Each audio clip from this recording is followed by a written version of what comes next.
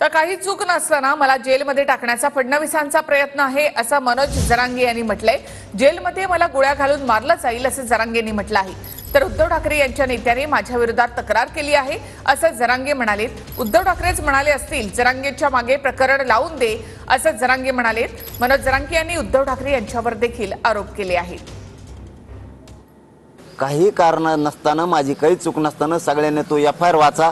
मी कोणाची फसवणूक केलेली नाही, तरी मला जेलला टाकायचं देवेंद्र फडणवीसने ठरवले आणि हे अभियान हे 5-6 जण चालवतात। दरेकर हे आणखीन आणि जेलला टाकणार। आज त्यांचेच लोक असते जुनून ते मला गोळ्या घालून मारणार आणि मी मरायला हसत तयार आहे, कारण मी बी ते छत्रपतीचं नाटक दाखवलेलं आहे। छत्रपतीसाठी मनोज जरांगे मरायला तयार। माझा संबंध नसून सुद्धा विनाकारण मी चांगलं काम करायला लागलो समाजाचं। फक्त एवढं झालं बा मा नाव फक्त मोठं झाल्यामुळं ती केस सुरू केली का तुम्ही मला जेरीस आणायला? आणि काय बदनामी आहे बरं त्याच्यात? एखाद्या वेळेस उद्धव ठाकरे साहेबांचा मला वाटतं तो नेता आहे, त्यांनी फुनगी लावून दिली असणार आहे आमच्या मागं।